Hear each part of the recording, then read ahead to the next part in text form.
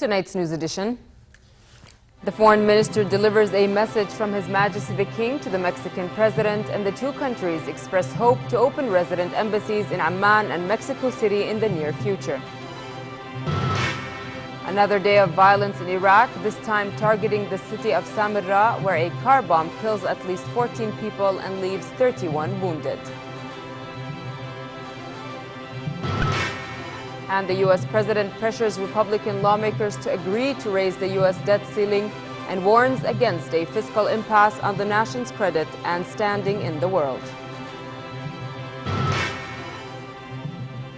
Good evening and welcome to the news at 10. Minister of Foreign and Expatriates Affairs Nasser Jude, on a visit to Mexico City, delivered a message from His Majesty the King to Mexican President Enrique Peña Nieto. The message underlined the deep ties between Jordan and Mexico and the need to further promote cooperation in various fields. The foreign minister also held talks with his Mexican counterpart José Antonio Mied, and the two ministers expressed hope the two countries would open resident embassies in Amman and Mexico City in the near future. The Mexican foreign minister conveyed an invitation to the King Abdullah to visit Mexico next year. One day after winning the Nobel Peace Prize, the Organization for the Prohibition of Chemical Weapons, OPCW team in Syria continues its mission overseeing the destruction of chemical weapons. Wearing protective masks and clothing, the inspectors were shown by Syrian television working at an unknown location. The OPCW experts visited 3 undisclosed sites in their first week of operation and say that Syrian authorities have been cooperative. OPCW said experts aim to visit 20 sites in the coming days and weeks and could eliminate Syria's chemical weapons by mid-2014, providing they win support from all sides in the conflict. On the ground, meanwhile, in Syria, a young girl was killed and at least 11 people were injured when 2 mortar shells hit the Sha'lan district in central Damascus. The Syrian state news agency said the mortars hit the district, causing destruction and damage to the surrounding shops and houses. There was no information on who was responsible for the attack. The area was especially busy at the time of attack, with many people preparing for the upcoming Eid al-Adha holiday. Another day of violence in Iraq. A car bomb exploded in a street lined with shops in the city of Samarra, killing at least 14 people. 31 people were wounded in the blast in al-Shutra district. There were no claims of responsibility. Samarra has been a focal point for Sunnis who began taking to the streets last December in protest against Shiite Prime Minister Noor al-Maliki, whom they accuse of marginalizing their minority sect. More than 6,000 people have been killed in acts of violence across the country so far this year, worsening by the civil war in Syria. Italian and Maltese Navy ships recovered 34 bodies and rescued 206 migrants after their boat sank about 60 nautical miles south of Sicily yesterday. In this video released by the Italian Navy, desperate migrants are being rescued from the sea after the boat they were traveling on capsized and sank. More than 300 people drowned earlier this month when a boat carrying Eritrean and Somali migrants sank near Lampedusa, southwest of Sicily. With the growing number of migrants fleeing the instability in Egypt and Libya and the civil war in Syria, Malta's Prime Minister, Joseph Muscat, has called for urgent European action on migration. He said the crisis is turning the Mediterranean into a cemetery. Italian Prime Minister Enrico Letta also pressed for the crisis to be included on the European Council agenda at its meeting later this month.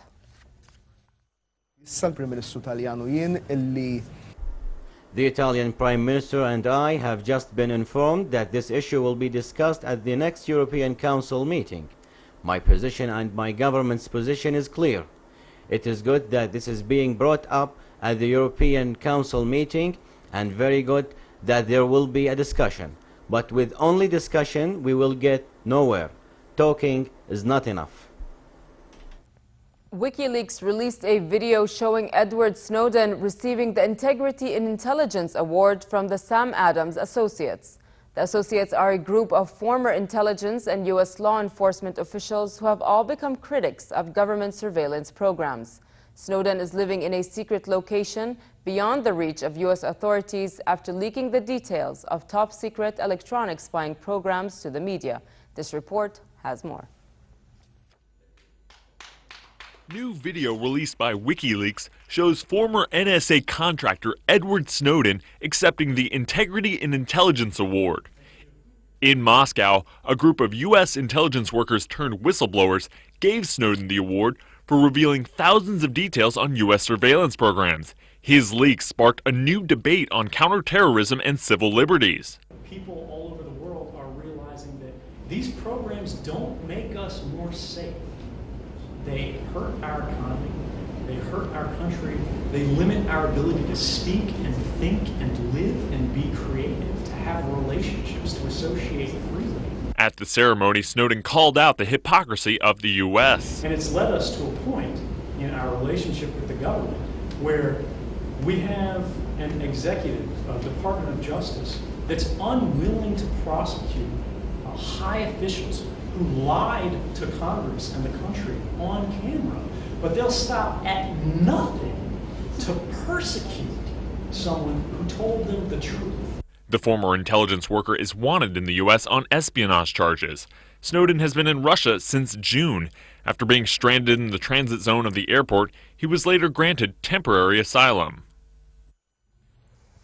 Over to the United States, and hopes for an immediate resolution of Washington's fiscal crisis faded on Capitol Hill as President Barack Obama's efforts to reach a deal with Republicans in the House of Representatives sputtered. Focus now is on Senate Republicans' ideas for reopening the government and raising the government's borrowing authority, which runs out on the 17th. Without action by Congress, the United States could be in default by Thursday, when the Treasury warns that its borrowing authority would be exhausted. Earlier, Obama, and in his weekly address, pressured Republican lawmakers to agree to raise the U.S. debt ceiling for longer than they would prefer. The budget battle between Obama and Republicans has idled hundreds of thousands of government workers hit by a 12-day government shutdown and put the United States at risk of a historic debt default. Obama made clear in his address that he wants a longer debt ceiling extension to get the U.S. economy through the holiday season without a convulsive shock, while Republicans want a commitment to broader deficit reduction talks from the White House. He also cautioned against the repercussions of a fiscal impasse on people and business owners and said it would threaten the nation's credit and standing in the world. Let's pass a budget, put people back to work, and end this Republican shutdown. Let's pay our bills and prevent an economic shutdown. Then let's get back to the work of the American people. Because there's so much else we should be focusing our energies on right now. We've got to create more jobs. We've got kids to educate. We've got an immigration system to fix. We've got more troops to bring home and a middle class to rebuild, an opportunity to restore. There's so much America has going for it in this new century. And as always, this country works better when we work together.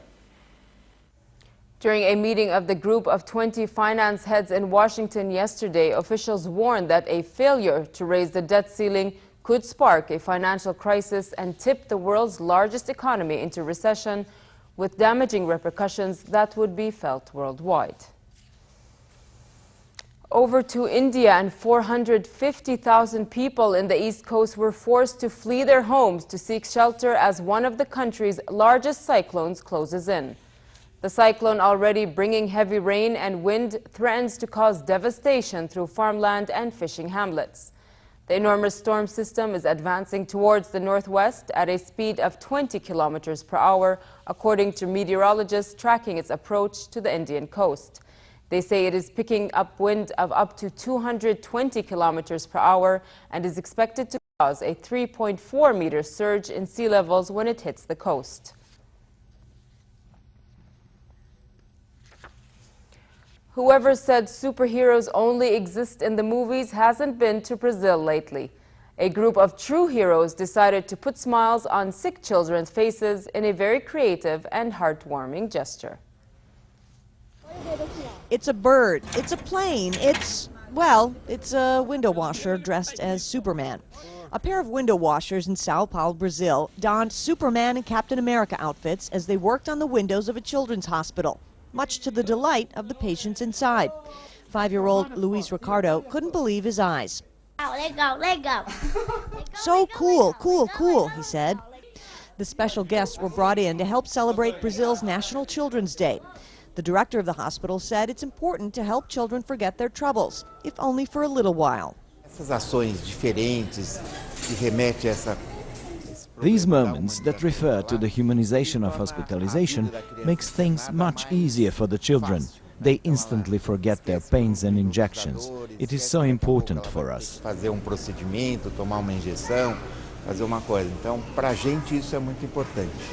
for the superheroes, well, it's all in a day's work. Maravilhoso, não tem preço. Seeing the children smile really makes your day, they said. Children's Day is celebrated in Brazil on October 12th. Spectators lined up near the Great Wall of China, but not for the sake of the world wonder. Over 50 vintage cars were on display near the wall to take part in the Classic Car Challenge. The almost 2,000-kilometer non-competitive drive features vintage cars from more than 20 countries, ranging from Russian Jeeps to German Mercedes. Crowds of Chinese tourists couldn't resist posing to take pictures of the vehicles before their departure. The drive is sponsored by the International Federation of Historic Vehicles and Classic Vehicle Union of China.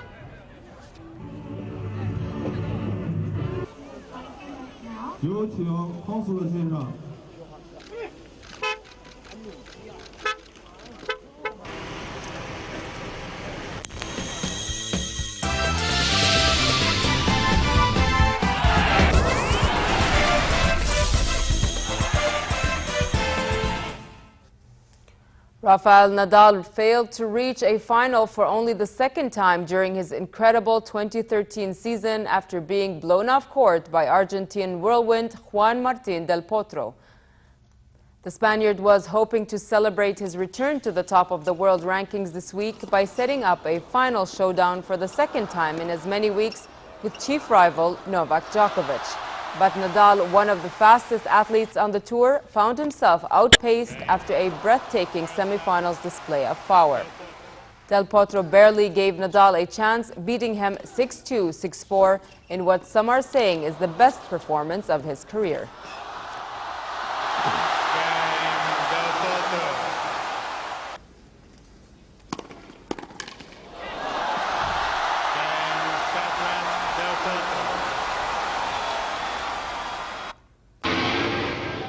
World champion leader Marc Marquez continued his sensational MotoGP rookie season by claiming pole position for the Malaysian Grand Prix. The Honda rider's time of 2 minutes, 0.011 seconds on his 7th and final lap was the quickest ever at the circuit and gave him his 8th pole of the season and a 4th in a row. Marquez will be looking for his 7th win of the year to extend his championship lead over compatriot Jorge Lorenzo, and just 3 more races left in the season after Malaysia.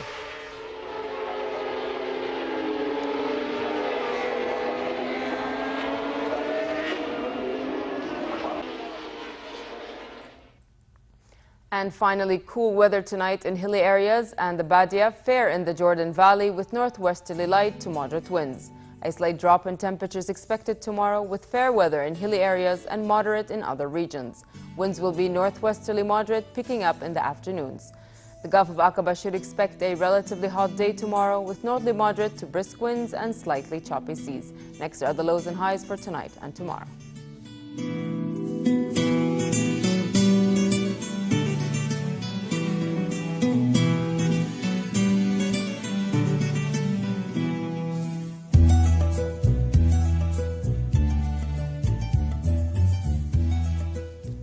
To end the news, here's a reminder of our top stories. The foreign minister delivers a message from His Majesty the King to the Mexican president, and the two countries express hope to open resident embassies in Amman and Mexico City in the near future. Another day of violence in Iraq, this time targeting the city of Samarra, where a car bomb kills at least 14 people and leaves 31 wounded. And the U.S. president pressures Republican lawmakers to agree to raise the U.S. debt ceiling and warns against a fiscal impasse on the nation's credit and standing in the world. With that, we come to the end of tonight's news. I'm Nancy Khair. Thank you for watching. Have a good night.